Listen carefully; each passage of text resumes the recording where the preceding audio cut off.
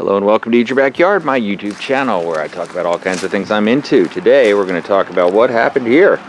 We had a cold front come through. I live in Central Florida and it had its way with this beautiful Opelia cactus that I have been growing for years. And in this video I want to talk about tree forming cactus, but also what to do when something like this happens, or at least what I'm going to do. So let's get right into it.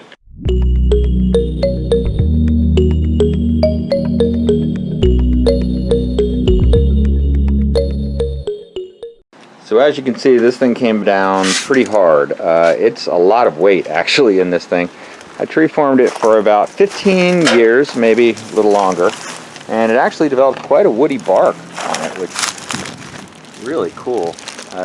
This form of cactus grows so easily from a cutting, and the fact that it fell over here makes me wonder if it was rotten. So I'm going to take a look at the base, and I can see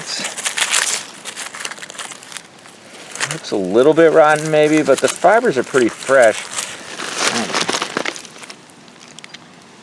Yeah, it just didn't have enough to support it. You can see where the primary roots tore away.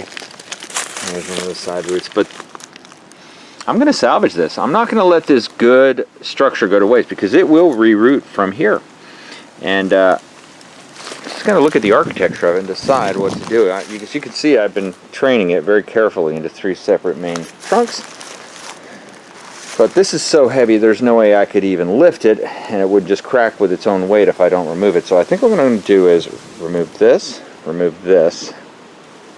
Oh, and then I'll deal with the rest. And I think I'll have some opportunities for some others to plant. You just plant them by using a pole hole digger and putting them in the hole and then filling around the sides, basically in the sandy, loose soil here, and they grow every time. This was a beautiful plumeria that I had been growing for years, and as you can see, that got crushed. It was snapped right off by this massive hundreds of pounds of cactus crashing down. And I'm going to trim that up a little bit too, just to make it look neat. One cool thing is this is a prickly pear cactus, and as you can see, prickly pears came down, and this is in full bloom. Prickly pears everywhere. They'll actually grow cactus from these prickly pears. I've never tried to eat this particular variety prickly pear, although the pads of this cactus are edible. And if you're interested in those kinds of videos, go ahead and check out this video right here. And it talks all about this cactus in more detail, and I also eat some of it, show how to eat it. You can eat it just like a vegetable. Alright, let's get to the trimming.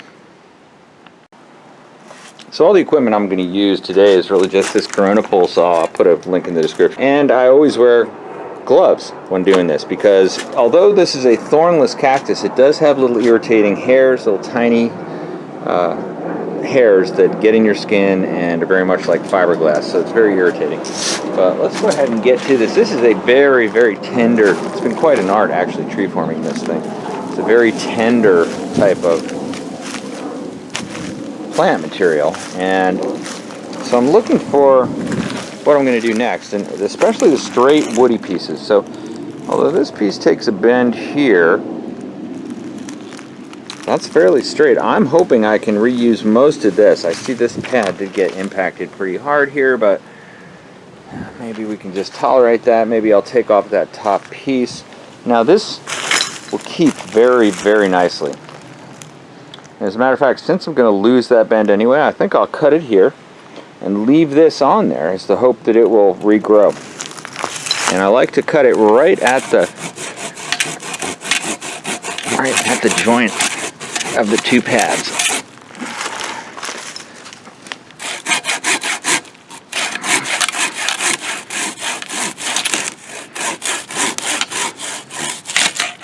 There you go.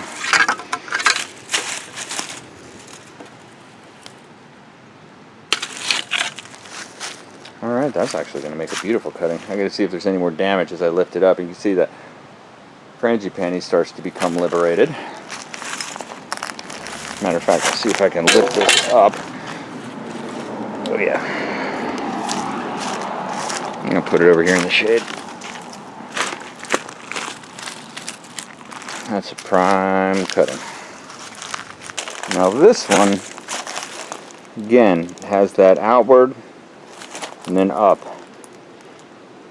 I think I can use it just for symmetry. I'm going to maintain about a similar size piece here for no other reason than that. Again, right on that. Okay, so I got that second arm out. There it is. Another beautiful, large cactus cutting that'll root rather well, I'm sure. I'm not going to try to pull this frangipani out until after I get some of this weight off, but there's so much. I'd estimate 200 pounds of cactus pads right there, just filled with water.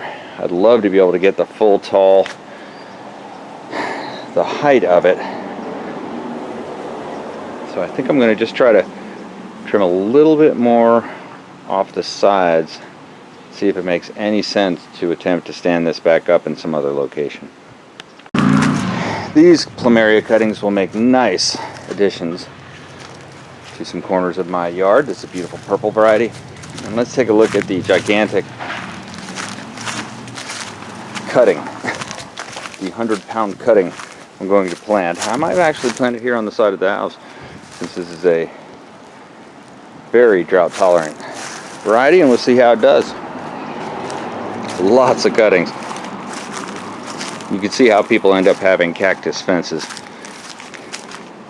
So I'm going to finish cleaning up this mess and start thinking about what's a good thing to plant here to replace it. If you have an idea, let me know. Of course, that plumeria will probably pop back a bit, but it's kind of nice to have it opened up. So here's the haul. Big pile of pads and a whole lot of cuttings.